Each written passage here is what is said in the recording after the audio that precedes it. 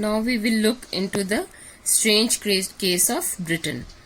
Now Britain is considered to be a role model in forming the nation state. So basically the concept of nation state, if we have to look for some model, then it will be Britain.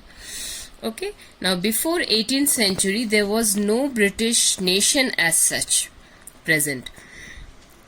And we are starting from the time of around 1688. So at this time there were different ethnic groups present in like the English, Welsh, Scottish, Irish. So there were different ethnic groups that were present. Each of them were having their own culture, own traditions, and all of them, they formed the British Isles, okay, which later on became England, Scotland and Ireland. Three prominent states: England, Scotland and Ireland. Okay, now in the year 1688, British Parliament became very powerful and took over all the powers from the monarchy. So when the British Parliament took over all the powers from monarchy, they passed an act in the year 1707 which was called as Act of Union. Now what happened in this act? In the Act of Union, England made Scotland join into it, and they formed the United Kingdom of Great Britain. So I have said you over here the three main states that were formed were England, Scotland and Ireland, which later on all the three, they formed the United Kingdom of Great Britain, and England being the center head of the United Kingdom of Great Britain. So this the first act that was passed was in the year 1707. Now what happened here? It is this act is basically the act of including Scotland in England.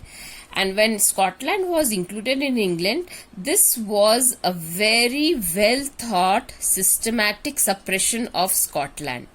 Now how did Scotland got suppressed under the English? So what happened?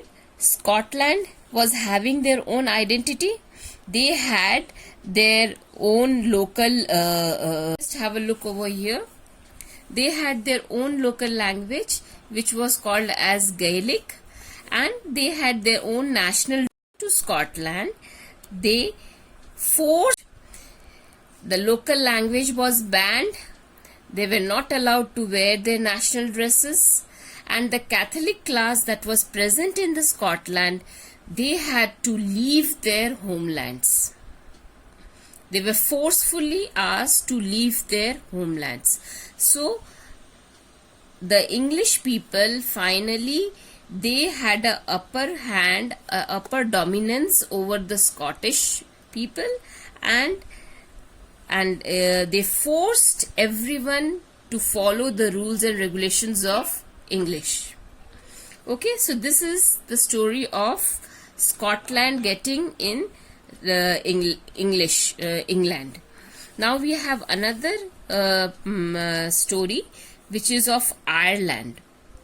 Now Ireland basically had Christian population, and these Christians were of two types: the Protestants and the Catholics. The Protestants were the small group and the Catholics were the larger group. But the Catholics, they even though they were the larger group, they did not have any support of the Englishmen.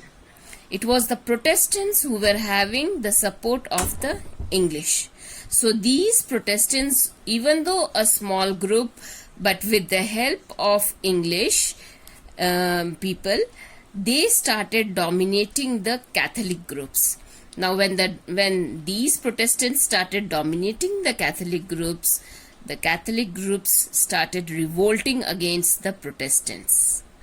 But this revolt was suppressed. Now among the people who revolted, you have to know about Wolfe Tone.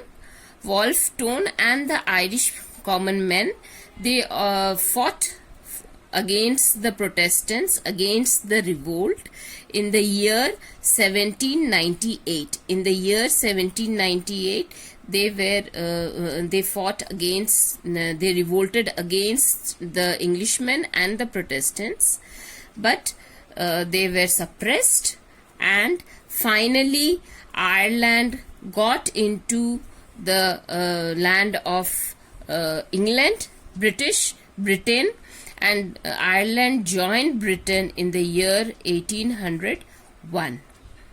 Okay, now Ireland and Scotland both joined Britain.